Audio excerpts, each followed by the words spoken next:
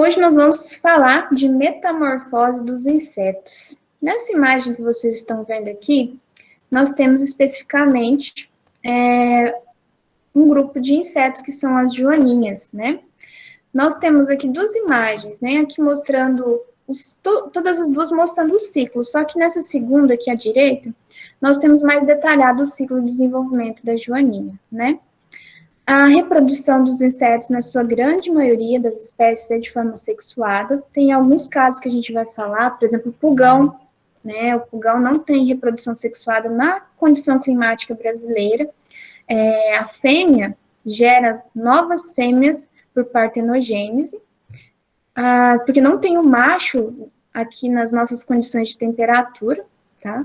Mas a maioria dos insetos, a reprodução é sexuada. Tem o macho, tem a fêmea, e apresenta também dimorfismo sexual na maioria das espécies. O que é o dimorfismo sexual? Diferença de coloração, diferença de tamanho, tá? Como vocês podem ver na joaninha ali, tem diferença de coloração do macho para a fêmea. Então, a maioria das espécies tem também o dimorfismo sexual, que é a diferença de tamanho. Tem algumas espécies, por exemplo, de borboletas que o macho é um pouco menor, então tem essas características. Então, quando vocês observam aqui, a joaninha, ela apresenta metamorfose completa. Ovo, fase larval, tá observando na terceira imagem a eclosão das larvas. Essas larvas vão desenvolver até chegar na fase de pupa, que aqui na penúltima imagem está em pupa, e o adulto. O que é a alimentação aqui do caso da joaninha? A joaninha não é um inseto fitófago, tá? Ele não se alimenta de plantas, ele se alimenta de outros insetos, de ovos de outros insetos, de pulgão, de trips, e é um agente importante de controle biológico dentro da nossa agricultura, tá? É um inseto benéfico da agricultura. Aqui mostrando só a ilustração do que a gente acabou de ver, né? O ciclo completo de metamorfose, ovo, larva, pupa e adulto. Aqui outros tipos de inseto de metamorfose completa, a mosca, todos os dípteros, né? A mosca das frutas, a mosca varejeira, a mosca doméstica, o Aedes aegypti, né? Que é um problema aí na transmissão do vírus da dengue. Eles têm metamorfose completa. Ovo, larva, essas larvas não é só um estágio, eles têm vários estágios larvais, pupa e adulto. Os coleópteros, os besorrinhos, inclusive a joaninha é um coleóptero, né, da ordem Coleóptera, todos os coleópteros, todas as espécies de besouros que a gente chama popularmente, são holometábulos, metamorfose completa. Ovo, vários ínsteres larvais, pupa e adulto, tá? Todos os coleópteros, assim como todos os dípteros têm metamorfose completa, todos os lepidópteros, que são as borboletas, as mariposas, também têm metamorfose completa. Aqui mostrando a borboleta, que eu mostrei para vocês antes aí em vídeo, né?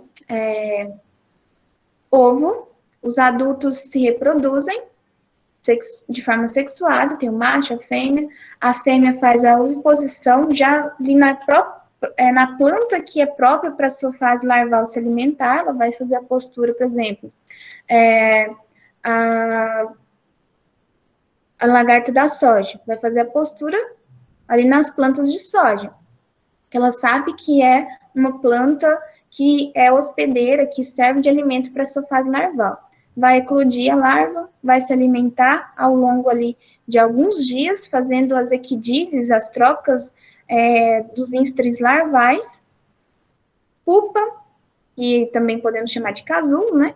E adulto. E o adulto começa novamente todo o seu ciclo de reprodução. Aqui mostrando a fase de pupa até adulto de um lepidóptero, que é a fase final da metamorfose completa. E uma das características dos insetos que têm metamorfose completa é que a fase larval ela é totalmente diferente da fase adulta, né? Diferente dos insetos que têm metamorfose incompleta. Por exemplo, o grilo. A fase de ninfa dele já se parece com a fase adulta, só que é pequeno, né? Ele só vai crescendo ali a cada a cada estágio de ninfa até se tornar um adulto, que tem todas as suas estruturas, está com as asas totalmente desenvolvidas. Já os insetos com metamorfose completa, a sua fase larval é totalmente diferente da sua fase adulta, né? A borboleta é o caso mais nítido de metamorfose, né?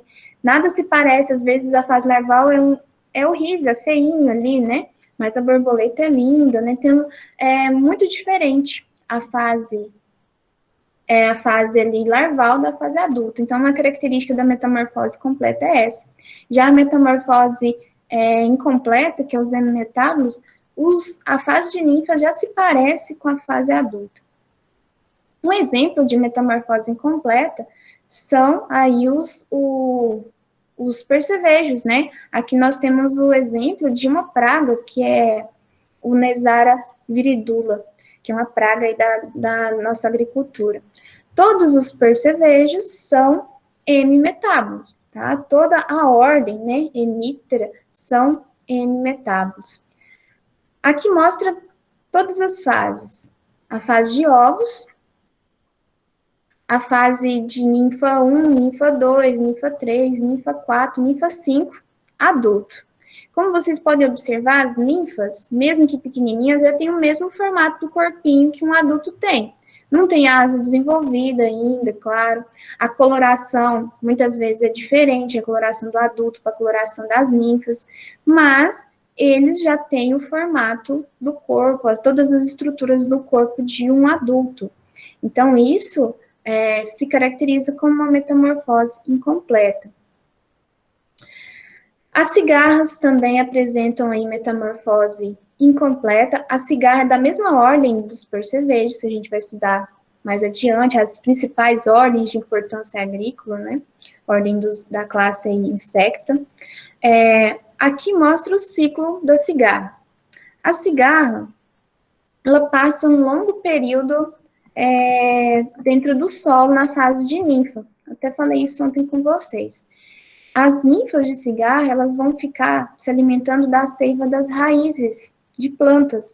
Inclusive, tem algumas espécies de cigarras, o exemplo é a Quesada gigas, que na fase de ninfa ela é praga do cafeeiro.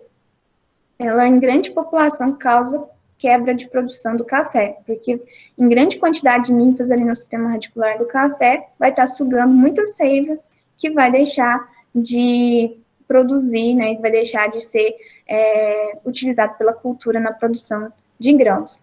Então, essa ninfa, quando ela completa seu ciclo de desenvolvimento, ela vai sair do solo, vai subir aqui no tronco da árvore que ela estava ali sugando a seiva, né, nas raízes, vai fazer a sua última equidise, por isso que a gente sempre encontra ali a casquinha da cigarra no tronco da árvore, né?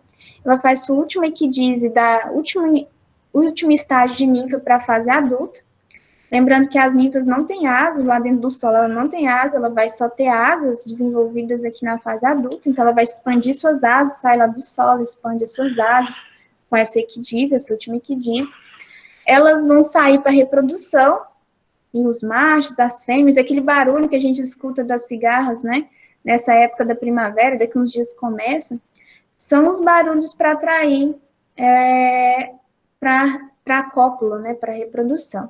Depois da cópula, as fêmeas fazem as suas posturas, geralmente aqui nos galhos das árvores.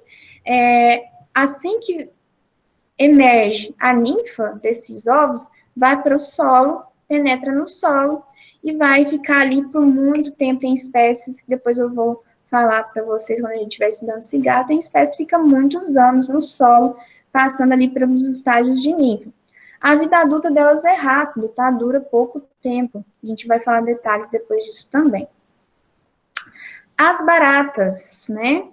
Que é um problema, não é na agricultura, não tem problema nenhum na agricultura, é um problema mesmo na parte urbana, na questão de higiene, né? Porque elas já podem carregar micro-organismos, né, porque elas vivem em esgoto, né, então é um problema mesmo sanitário nas cidades. As baratas também têm desenvolvimento hemimetábulo, ovo, ninfas, vários estágios de ninfa e adulto, né. A barata já vive bastante, uma barata ela pode viver de 2 a 3 anos, E uma fêmea, ela põe de 10 a 20, de 10 a 20 vezes, põe ovos de 10 a 20 vezes e coloca de 12 a 20 ovos em cada oteca, que eu vou mostrar para vocês o que é uma oteca. Quanto maior a temperatura da região, onde elas habitam, mais vai ser o potencial biótico, mais vai desenvolver rápido esse inseto. Oteca, pessoal, é essas caixas, parece uma caixinha, né? Parece uma bolsinha. Não sei se vocês já viram, né? Essas estruturas. Deixa eu ver se eu tenho outra imagem. Não, essa mesmo. É tipo um estojinho, dessa coloração meio amarronzada. Aquilo ali não é um ovo. Dentro da oteca tem vários ovos de barata. E desses ovos vai emergir ali as ninfas de barata, né? E cada oteca tem aí uma grande quantidade de ovos, né? Os ovos são colocados dentro dessa estrutura que parecem pequenas caixinhas, né? De um formato meio retangular. E dependendo da espécie, temos várias espécies de baratas, mas dependendo das espécies, tem algumas espécies de 16 até 50 ovos dentro de cada oteca. Uma fêmea, ela coloca uma oteca a cada 5 a 9 dias. Então, produzindo ao longo da sua vida, mais ou menos, uma média, né? Algumas até mais, 90 otecas. Imagina quantas baratas, né?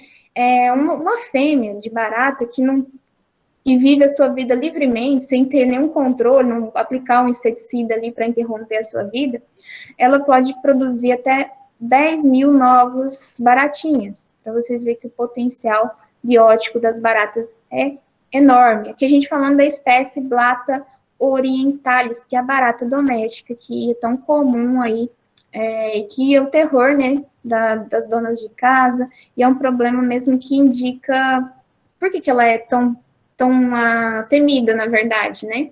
Porque ela vive em rede de esgoto, então ela carrega muitos micro-organismos, e como ela caminha pela casa toda, ela leva esses micro-organismos para dentro das residências.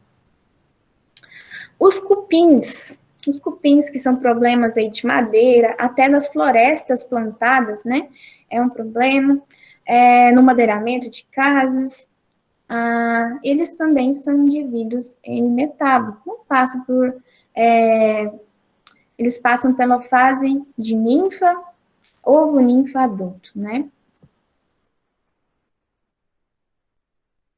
E lembrando que os cupins, eles têm uma divisão de castas, tem os indivíduos ali são indivíduos organizados socialmente, eles vivem em sociedade.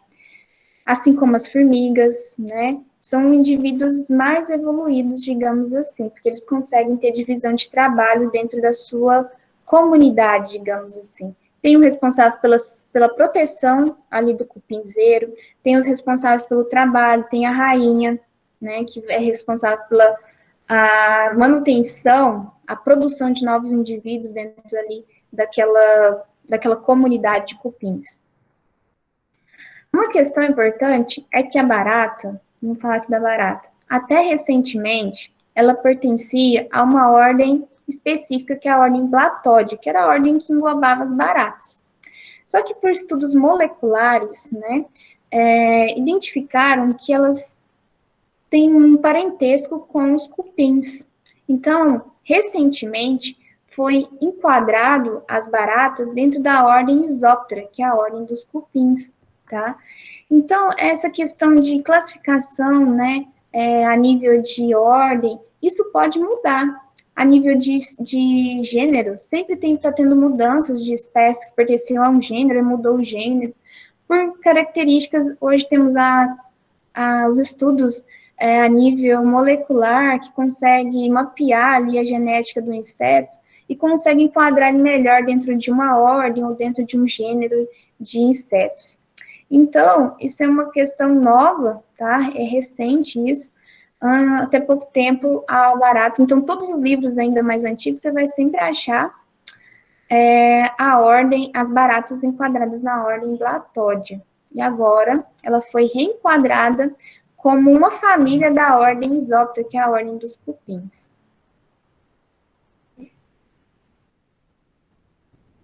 Isso foi só capaz, porque quando essa classificação mais antiga era feita observando características morfológicas desses insetos, né?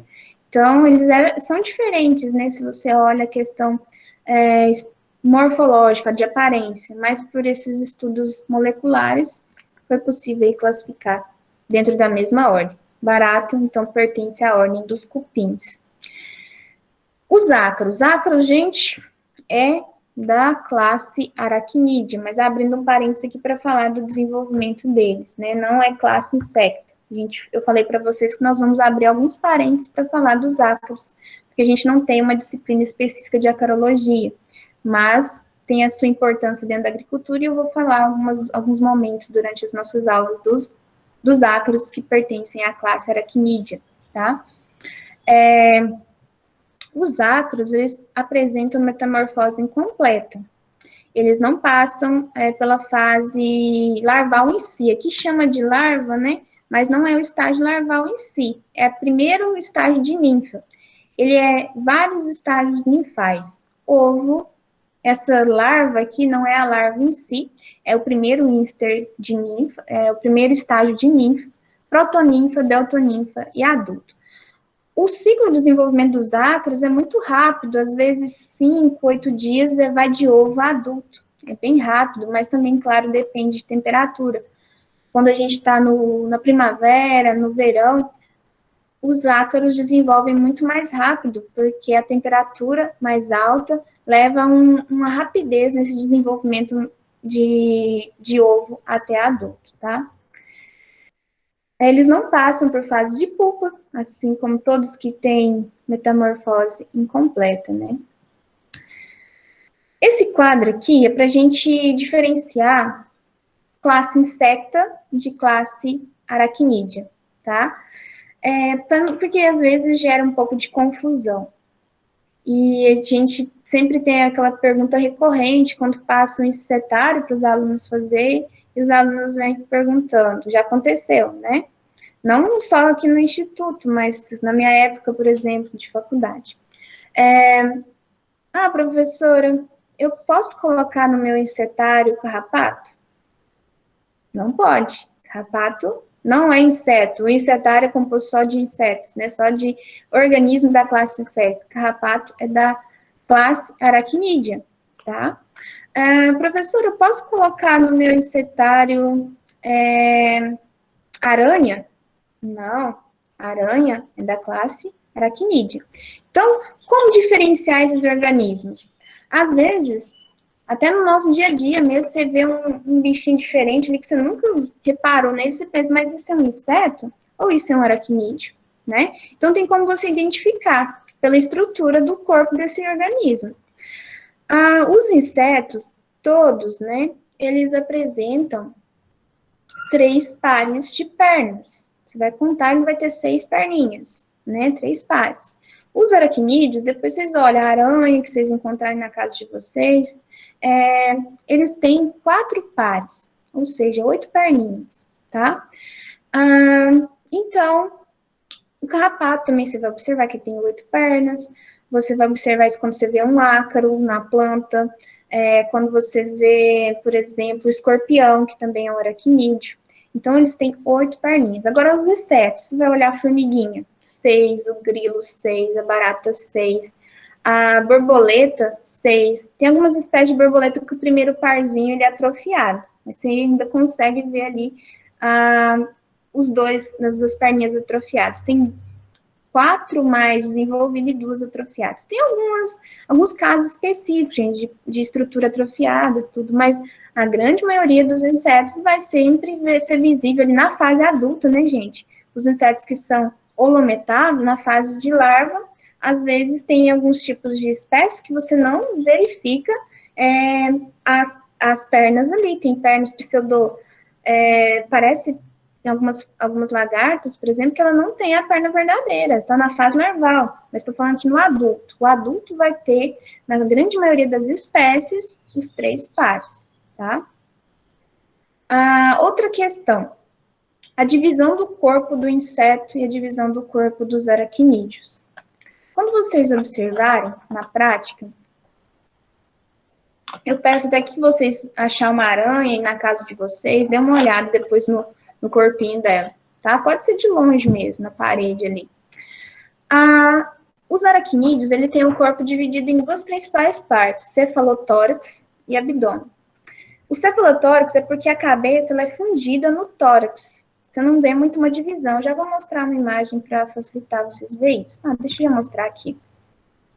Aqui está uma aranha, né? A cabeça da aranha, e assim como dos outros aracnídeos, ela é fundida no tórax. Não tem essa divisão como tem nos insetos. Aqui, ó, uma abelhinha. A cabeça, o tórax e o abdômen, bem definidas essas três partes. Nos aracnídeos, a cabeça é fundida no tórax, você não vê ali uma divisão.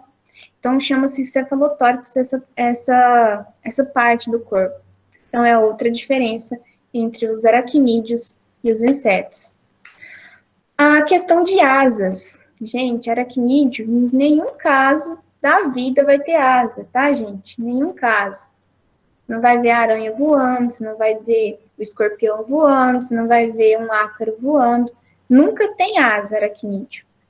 Já os insetos, pelo menos em uma das fases de vida, ele vai ter asa. Por exemplo, os insetos, todos os insetos, os êmios e os holometábulos, eles não têm asa na fase juvenil.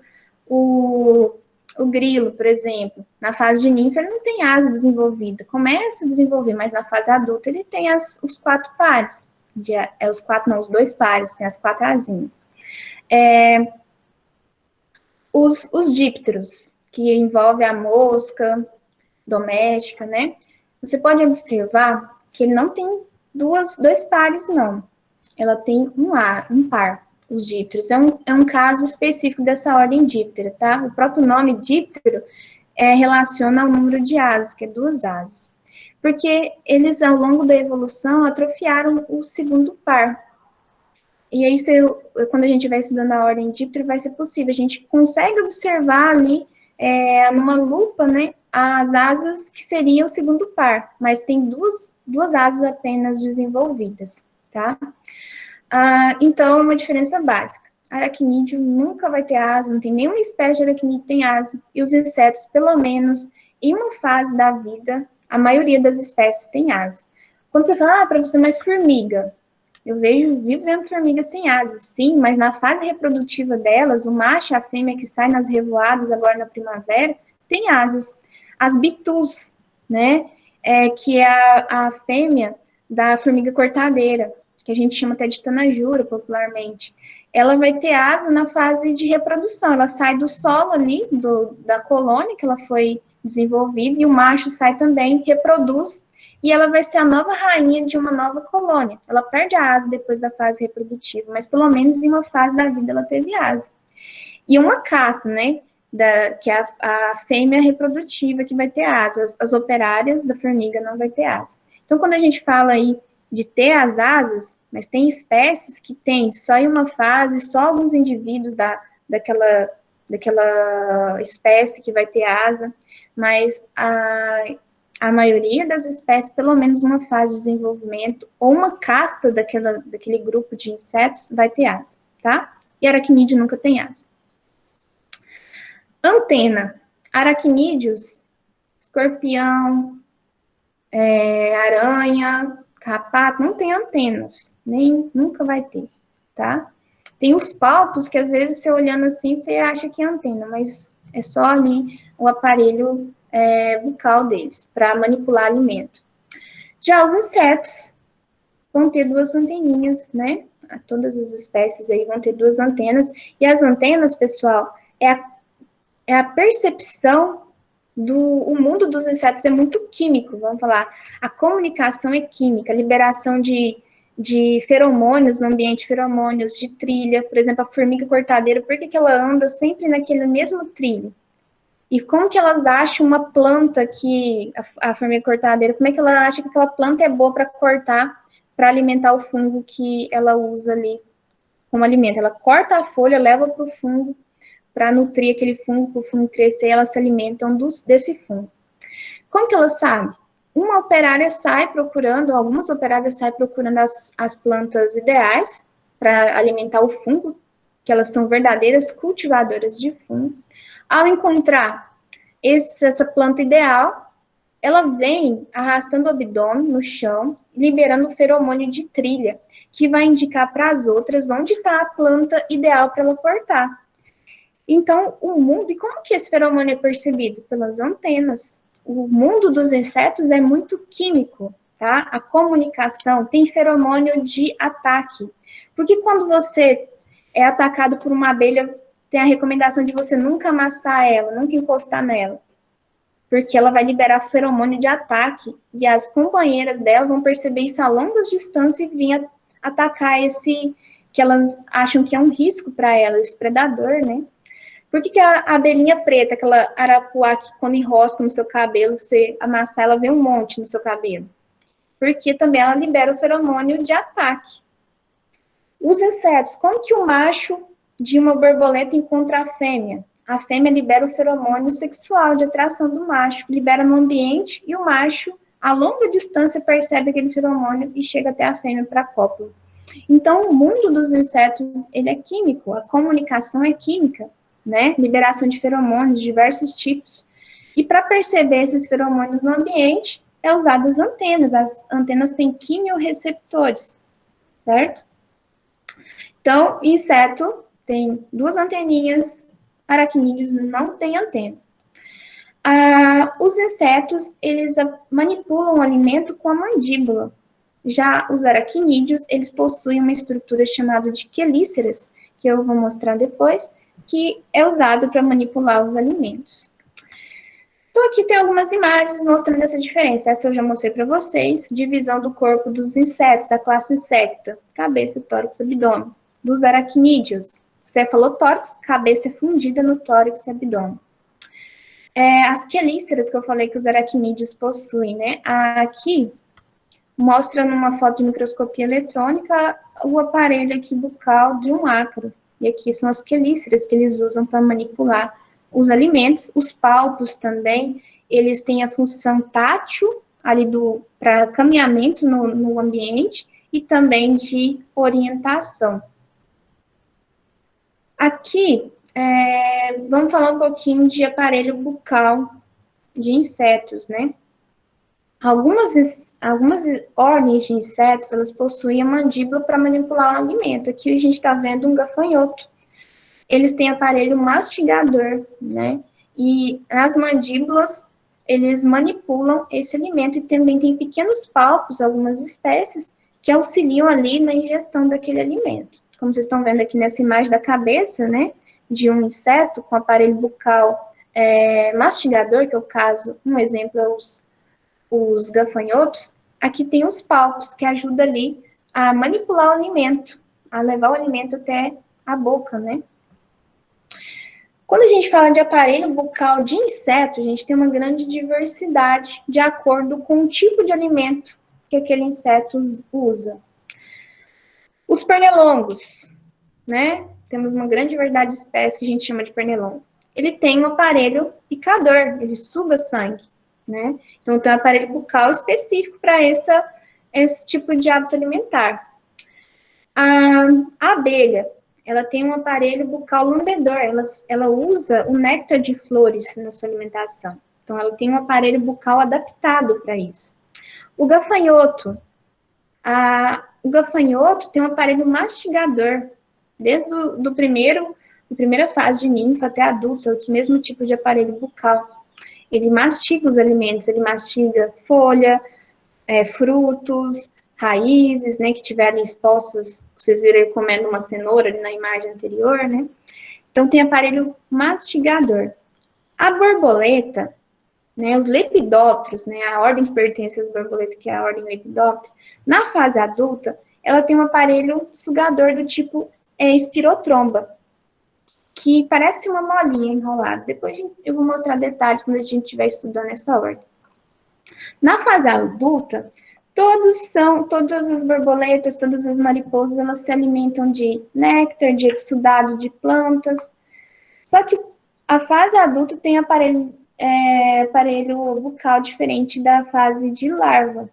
A fase larval de todos os lepidópteros são mastigadores, por isso que ele é problema na agricultura.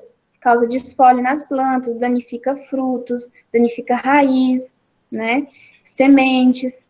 Então, o aparelho bucal dos lepidópteros é diferente na fase adulta para a fase larval. Só que a gente vai estudando isso ao longo desse trimestre, só já dando abrindo aí um caminho para a gente falar sobre isso.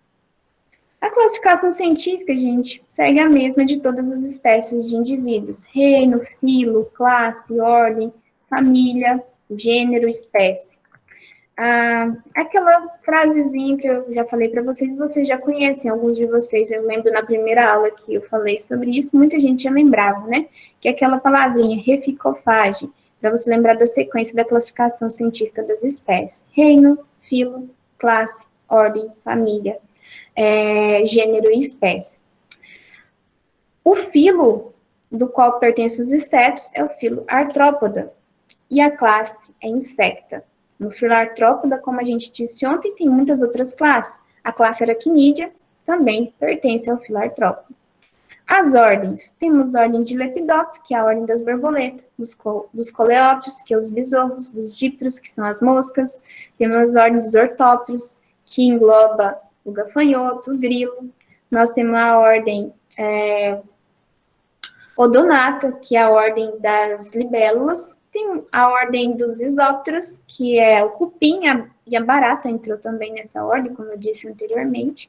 Então, tem uma diversidade de ordens de insetos, né? Mas a gente vai estudar algumas de acordo com a maior importância que essas ordens têm para a agricultura, tanto importância benéfica, como também de prejuízos ocasionados por danos causados por esses insetos, né?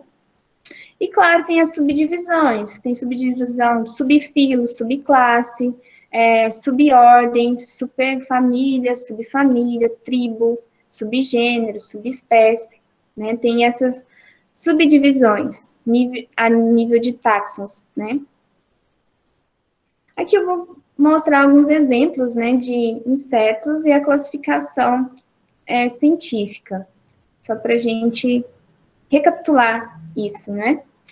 Aqui está uma a abelha que a gente chama como abelha europeia, abelha Europa, que inclusive, né, a picada é bastante dolorida, e temos muitos casos, né, de pessoas com alergia à substância liberada, ao veneno liberado, né, para essas abelhas. Então, quem tem alergia, uma picada, às vezes, é suficiente para problemas sérios e, infelizmente, às vezes até a morte, né? Quem é alérgico tem que sempre andar ali com um antialérgico, né? Um produto, um medicamento para cortar o efeito desse veneno e não fechar a glote da pessoa, né? Que aí a pessoa não respira e pode ir a óbito. Mas para quem não é alérgico, uma picada não causa nenhum efeito. Mas mesmo para quem não é alérgico, um ataque, né, de uma colmeia aí em uma pessoa leva à morte pela quantidade de veneno que vai ser colocado no corpo daquela pessoa. Então tem que ter cuidado, principalmente nós aí do meio rural, né, que às vezes está roçando um pasto, aí elas ficam com barulho de trator, pode gerar nenhum incômodo nelas, elas podem atacar a pessoa que estiver trabalhando. Se o trator for gabinado, ótimo, bem protegido. Mas a gente sabe que em algumas situações não é, e aí pode ser um risco mesmo de vida.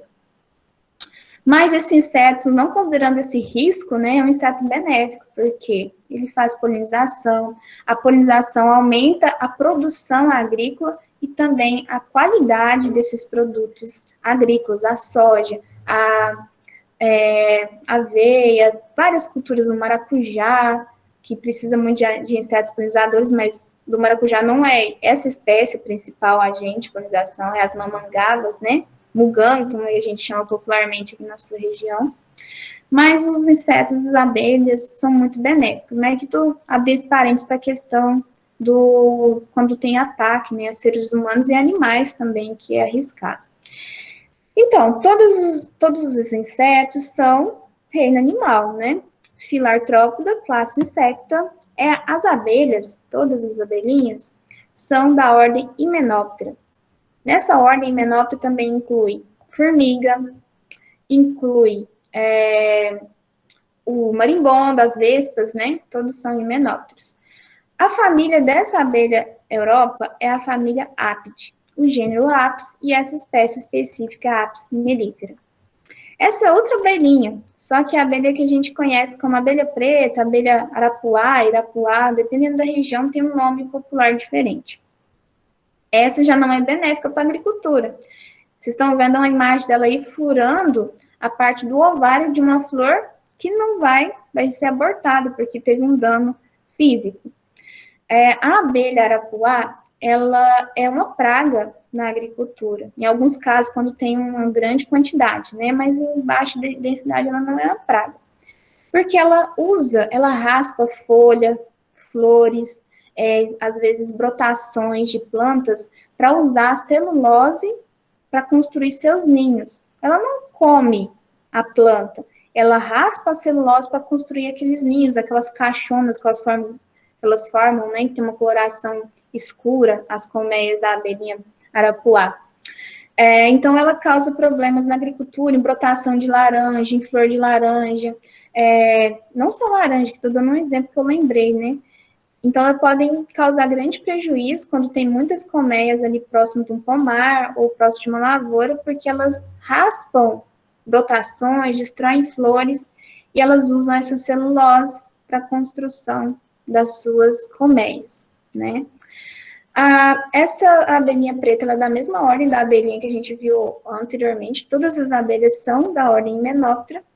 A família é a Apidae, o gênero é Trigona, e essa espécie é Trigona spinipes. Esse insetinho que vocês estão vendo aí na imagem é um inseto chamado popularmente de moleque da bananeira. É uma praga da bananeira, tá? Na fase de larva, destrói o rizoma da bananeira. Vocês estão vendo essa imagem abaixo aqui? A fase de larva, esbranquiçadinha, a cabeça com uma coloração meio amarronzada. Isso é a fase larval desse coleóptero, que destrói o rizoma da bananeira, causa tombamento da planta. Os danos causados por esse inseto é porta de entrada para o fusário, que é uma doença, né, que aproveita desses danos causados. Os insetos, todos os besouros que a gente fala, né, são da ordem Coleóptero, tá? Especificamente essa espécie é da família dos Curculionides. Curculiones, pessoal, enquadra todos os besouros, né, todos os coleópteros que têm esse rosto prolongado, parecendo um biquinho. O bicudo do algodoeiro também pertence a essa mesma família, a família Curculionidae. O gênero dessa espécie é Cosmopolites e a espécie é Cosmopolites sorditus. Essa aqui é a nossa famosa praga, né? Lagarta do cartucho. É uma praga que inicialmente, muitos anos atrás, era atribuída só à cultura do milho, mas hoje ela causa danos nas mais diversas culturas. Soja, causa dano na laranja, causa dano no tomate, diversas culturas, altamente prolífica, né? Ela é chamada popularmente de lagarta do cartucho porque uma das primeiras culturas que foi identificada foi no milho e ela causava a destruição do cartucho do milho, que é aquelas folhas novas que estão ali se formando. A ordem da lagarta do cartucho é Lepidoptera, assim como todas as mariposas e todas as borboletas pertencem à ordem Lepidoptera. A família a qual pertence é a família Noctuide, gênero Spodoptera, espécie Spodoptera frugiperda. Nós temos outras praguinhas, né, outros insetos pragas que são do mesmo gênero Spodoptera. Por exemplo, Spodoptera eridânea, né, mas aqui mostrando a fase adulta e a fase larval dessa praga. Nós temos uma diversidade muito grande, pessoal, de insetos, né? Há insetos benéficos para a agricultura, como as abelhas polinizadoras, as mamangavas, temos ácaros predadores, temos insetos predadores, o caso da joaninha, temos outras diversidades de insetos predadores que a gente vai estudar ao longo aqui desse trimestre. Temos insetos parasitóides, vocês estão vendo na imagem aí no canto direito, uma vespinha em cima de uma lagartinha, né? Isso aqui, essa vespinha escura, é a Copésia flavipes, que é um parasitóide da broca da cana, de açúcar. e é um dos controles biológicos mais efetivos e mais famosos do mundo, que é o uso da cotésia no controle biológico da broca da cana-de-açúcar, que é uma praga-chave da cultura da cana-de-açúcar, né? Então, temos insetos muito bons para a agricultura, que trabalham no mesmo benefício que nós, que vai de forma assim, gente, ela é de uma forma natural. O hábito de alimentação desses insetos ajudam o agricultor. Nós temos, né, muitos que são fitófagos, insetos fitófagos e também os ácaros fitófagos, né? Aqui, para ilustrar, né, o caso de um aracnídeo fitófago, é o ácaro rajado. O ácaro rajado, Tetranychus urtica, ele é uma praga altamente cosmopolita, ou seja, é encontrado em várias culturas, em várias regiões do mundo, e polífago, afeta várias culturas, né? Aqui no morangueiro, mostrando as folhas do morango todas descoloridas, porque o ácaro vai se alimentando ali dos tecidos, sugando, destruindo as células da folha, gerando ali uma redução da capacidade fotossintética da planta, e em altas densidades pode levar até a morte da planta. Esses ácaros, eles têm, os ácaros do gênero Tetranychus, ele tem capacidade de formar essas teias, né? Eles são da mesma classe das aranhas, né? Aracnídeo. Então, mas não são todas as espécies de ácaros que formam essa teia. O Tetranychus urtico forma, estou mostrando aqui nessa imagem à esquerda, uma teia formada. Nessa teia, as fêmeas fazem as suas posturas de ovos, né? E é muito comum você chegar e ver uma planta afetada por ácaro e ver essa presença da teia. Aí quando você olha mais de pertinho, porque esse ácaro é possível você ver ele a um olho nu. Ele é bem pequenininho, mas pela sua coloração e pelo seu tamanho, quando você olha assim na parte de baixo das folhas de plantas atacadas, é possível você ver eles caminhando, tá? Aqui mostrando o dano da Spodoptera frugiperda, né, em milho. Do bicudo do algodoeiro, que é um coleóptero da mesma família lá do moleque da bananeira, que causa muitos danos na cultura do algodão. É uma praga-chave, inclusive ontem eu falei sobre vazio, que existe o vazio sanitário para reduzir a população do bicudo do algodoeiro, né? Eles causam danos nos botões florais, causando abortamento de flores de algodão. Eles destroem as maçãs do algodão, que estão se formando as fibras do algodão, né? Só para a gente falar um pouquinho do bicudo, o nome científico do bicudo algodoeiro é Antomonas grandes. É a principal praga do algodoeiro nas Américas, né? Gera um gasto muito alto para controle e também, se não controlar, gera uma perda muito grande na produção de fibra dentro das lavouras de algodão. Uma praga, se for mal manejada, essa praga aí, o bicudo, pode gerar algum prejuízo de perda de 70% de produção da lavoura. O bicudo algodoeiro, juntamente com a Helicoverpa armígera, ele ocupa o primeiro lugar de pragas com maior relevância dentro da cultura do algodão. A armígera a gente vai falar um pouquinho sobre ela, mas é uma praga relativamente nova no Brasil. As primeiras identificações dessa praga foi em 2011. A gente tinha Helicoverpa zea, mas não tinha armígera aqui no nosso território. Tinha em outros países, né? Mas quando ela foi identificada aqui no Brasil, ela se parece muito, né? É do mesmo gênero da Helicoverpa zea. Só que apresentava uma capacidade de alimentação, de destruição das plantas muito mais severa que a zea, Helicoverpa zea. E aí foi até identificar a nível molecular, né, que se tratava de uma outra espécie, uma espécie que não era de ocorrência aqui no país, que passou a ser observada aqui no país, e ela já se estabeleceu, infelizmente, e causa danos nas mais diversas culturas de importância econômica, inclusive no algodão também. O bicudo, ele, assim como todos os coleópteros, ele tem a metamorfose completa, ovo, larva, pupa e adulto, né? O adulto, ele mede, em média, 7 milímetros de comprimento. O ciclo completo de ovo adulto, em torno de 20 dias. Dentro de uma safra de algodão, do período de desenvolvimento da cultura do algodão, pode ocorrer de 4 a 6 gerações de bicudo, tá? E sempre causando prejuízos, né? Só abrindo esse parênteses do bicudo aí, a gente vai voltar a falar dele quando a gente estiver estudando coleópteros, né? Para a gente finalizar nossa aula de hoje, vamos falar o que é praga. O que é o conceito de inseto ou acropraga, né? Porque não basta o inseto se alimentar de planta que ele vai ser considerado uma praga. Por exemplo, aqui na nossa região, o gafanhoto, né, ele não é uma praga, porque a gente não tem a comum ocorrência dele aqui. Raramente, né? Quando teve aquele surto lá nos nossos países vizinhos e chegando a ter o risco de entrada no nosso país, sim, ele estava sendo uma praga altamente destrutiva, né? Mas em condições normais aqui no nosso território nacional, não é uma praga. Então, não basta ser um inseto fitófago, não basta ser um inseto que alimenta de planta. Ele precisa causar prejuízos diretos ou indiretos, né? Eu já vou falar sobre o que é direto e indireto, para ele ser considerado uma praga. Prejuízo direto é quando o inseto vai se alimentar da parte vegetal.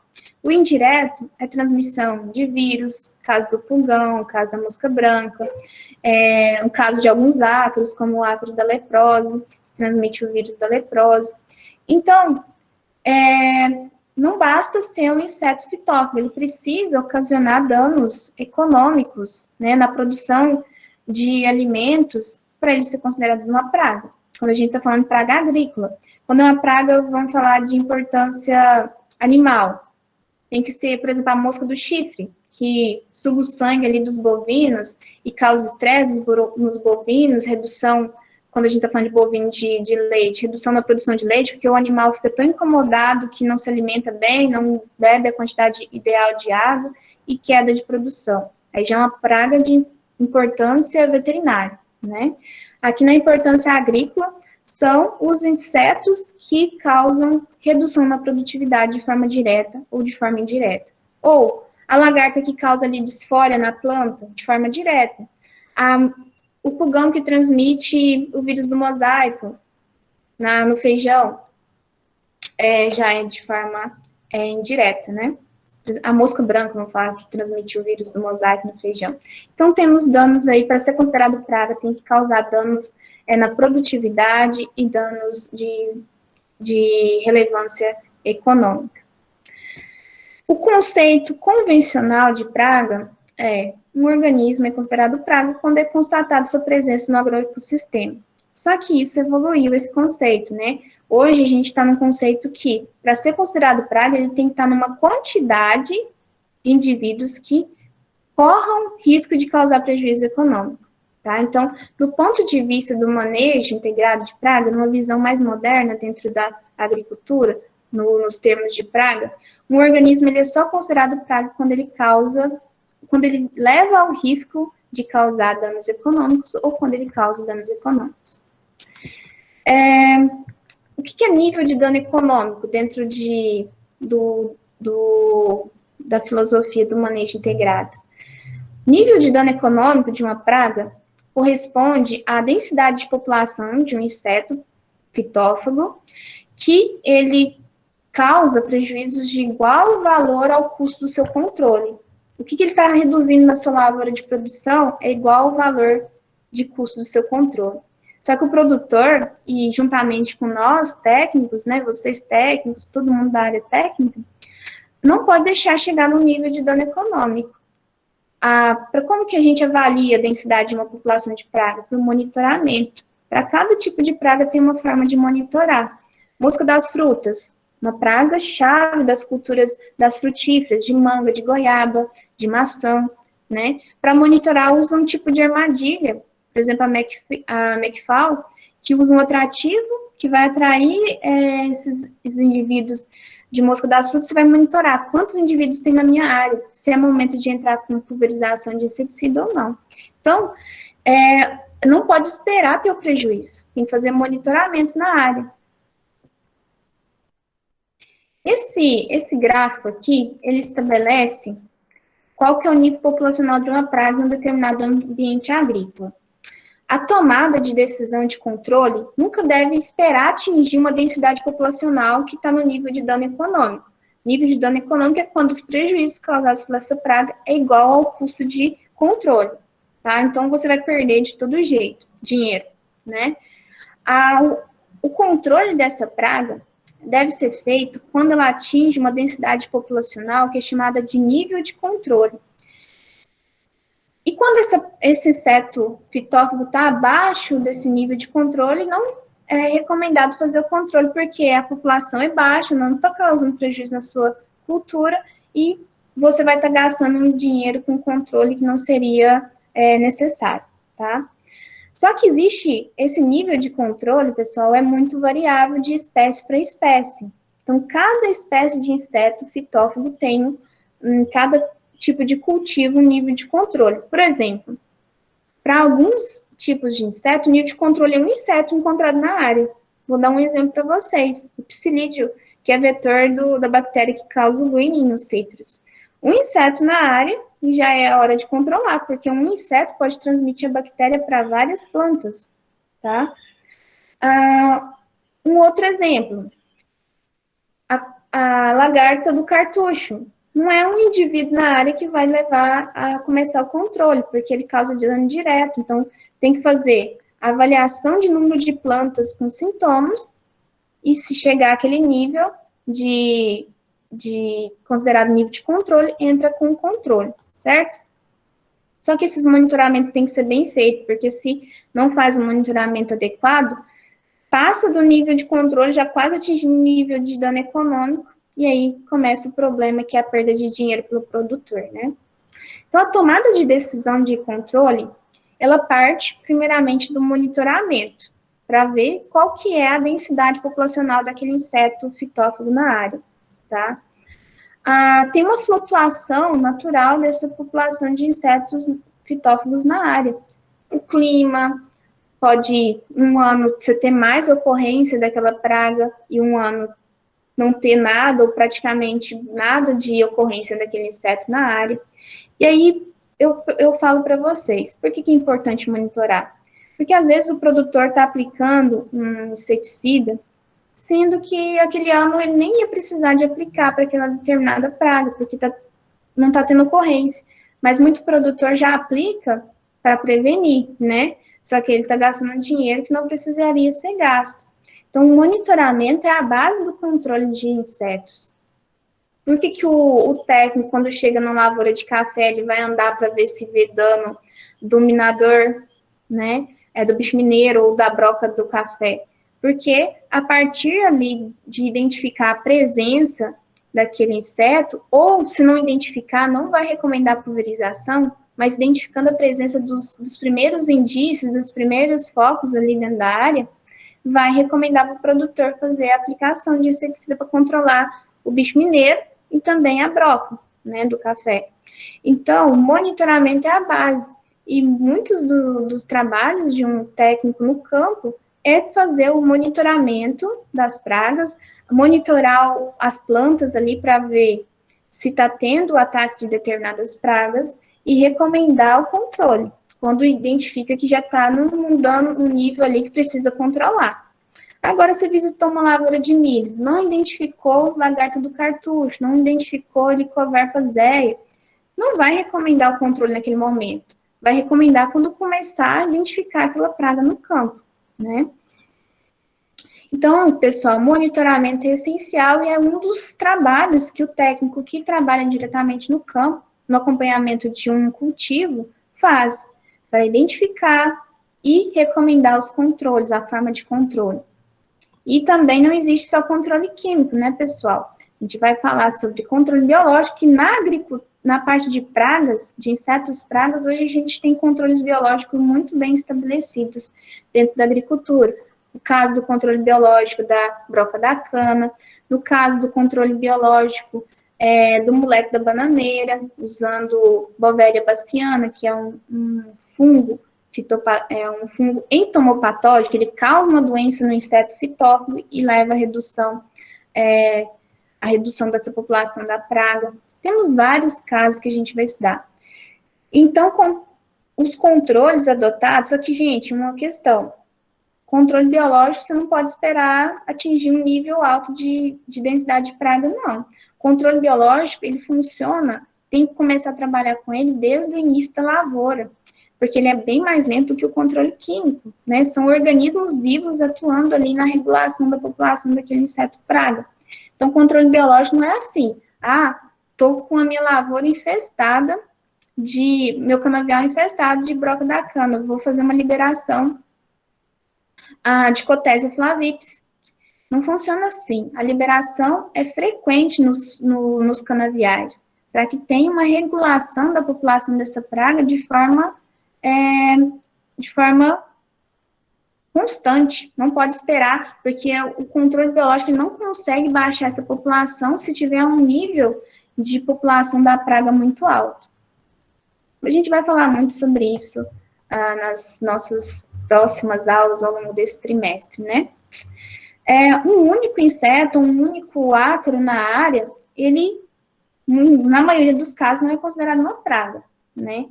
Nos casos aí de insetos que são vetores de doenças, aí tem que ter preocupação, como eu falei para vocês. Como eu coloco aqui, ó, no caso de insetos vetores de vírus, de bactérias, apenas uma área já é considerado uma praga e que justifica o controle, né? Mosca branca, pulgão, trips, psilídeo, e algumas espécies de ácaros são vetores aí de vírus e algumas espécies aí de bactérias também. O conceito de inseto e o ácaro praga está relacionado com a população que esteja causando algum tipo de prejuízo, cuja eliminação compensa economicamente se você não eliminar essa população, você vai ter prejuízo econômico. Então, nesses casos, é considerado uma praga, né? O que é dano direto e indireto? Dano indireto, transmissão de viroses. Aqui a gente tem uma foto aumentada, né, do ácaro da leprose, que transmite o ácaro brevicoccus fênix, que transmite o vírus da leprose dos cítricos. Então, isso é um prejuízo indireto, um dano indireto. O psilídeo, que a gente falou tanto lá em doença, porque ele é um vetor de doença, né? Ele também causa danos indiretos, porque ele transmite a bactéria que causa o greening.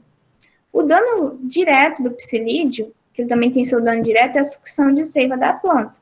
Mas o pior problema dele é o indireto, que é a transmissão da bactéria. O ácaro rajado, ele causa dano direto, destruição dos tecidos da folha, problemas aí também nos frutos. As lagartas, né? Aqui nós temos a Spodoptera cosmeode à esquerda e a Anticarcia gematalis à direita. São problemas da cultura da soja. Temos outras espécies, mas aqui estou no exemplo dessas duas. Causam danos diretos, desfolha da planta, elas se alimentam de folha, então vai reduzir a área foliar das plantas de soja e, consequentemente, a produção de grãos. Essa aqui, gente, é só mostrando imagens da criação artificial de Anticarcia gematalis. Eu, quando fiz meu mestrado, trabalhei com essa espécie, aqui só mostrando imagem do ovo dela, uma foto aqui numa lupa, né, de aumento. Aqui, a gente criava elas, não criava com folha, porque a gente trabalhou com avaliação da diferentes cultivares de soja se tinha interferência no ciclo de desenvolvimento dessa espécie de lepidóptero. Então, elas não podiam ser criadas comendo folha de soja. Então, a gente criava elas com uma dieta artificial, que é toda formulada, balanceada, tem aí carboidratos, tem vitaminas, tem substâncias para evitar a formação de fungos nessa dieta artificial. E é muito comum, gente, nos laboratórios de pesquisa ser criado esses insetos, né, em dieta artificial, para que essa dieta não interfira depois na pesquisa, tá? Vocês estão vendo nessa segunda imagem, pequenos pontinhos ali, é o primeiro íster larval da Anticarcia. E aqui nessa outra imagem aqui elas deveriam estar no terceiro íster, né? E algumas no quarto também. Aqui eu coloquei, ó. A anticárcia, ela apresenta 6 ísteres larvais. Então, durante a fase ali de desenvolvimento larval, ela passa por 6 fases de larva. Íster 1, 2, 3, 4, 5, 6 e até a fase de pupa e depois adulto, né? Aqui nessa segunda imagem, nós temos a fase de pré-pupa. Ela se alimentou até atingir ali a fase fisiológica de pré-pupa. Aqui no primeiro dia de pupa, que ainda tá verdinha, né? Aqui mostrando ela já quase na fase de pré-pupa, já no sexto íster. Aqui a pupa já formada. No primeiro dia que a pupa é formada, da anticárcia, ela é mais esverdeadinha. Depois ela forma essa característica de um marrom mais escuro, né? Aqui a gente fazia a sexagem de pupas, é possível, né? Pela diferença ali da pupa na parte externa, é possível você saber se é uma fêmea ou um macho. E depois a gente tinha que montar os casais para avaliar o potencial biótico, a produção de ovos, né? Então a gente tinha que separar os machos das fêmeas para colocar em cada gaiolinha uma fêmea e um macho, para a gente avaliar qual que era o potencial de produção de ovos daquele casal. Uma fêmea, ela quando você olha na parte final ali da pupa, ela só tem essa estrutura, parece é uma estrutura reta, né? O macho já parece duas estruturas mais protuberantes. Então, é possível observando ali numa lupa mesmo, e às vezes até a olho nu a gente consegue ver, quando está com o olho mais treinado, a gente separava, produzia os casais, aqui vocês estão vendo nessa gaiolinha, né? Uma fêmea e um macho. E a fase adulta, a gente alimentava ela com uma substância açucarada, porque os adultos de lepidópteros não comem folha, não, eles se alimentam de néctar, né? Então, a gente colocava, umedecia um algodãozinho numa substância feita ali com açúcar e mel, e dava para elas, e elas ficavam ali no algodãozinho se alimentando. E aqui está um detalhe de um adulto, né, de anticárcia. Só mostrando para vocês, né, detalhes aqui. E tem muita pesquisa feita aí no Brasil, né, dentro das universidades, dentro de instituições privadas também, com insetos, e tem que ter essas criações aí de reserva, né, que são essas criações de laboratório. Bom, pessoal, nossa aula, vamos finalizar, né, já está dando o nosso horário aqui. Agradeço a presença de vocês. Vou deixar uma atividade hoje, valendo a frequência da semana, tá? Vocês vão ter uma semana para fazer. Vou deixar lá no Class disponível daqui a pouquinho para vocês fazerem, tá? Assim como vou deixar o material também disponível para vocês. Alguma dúvida com relação à aula de hoje?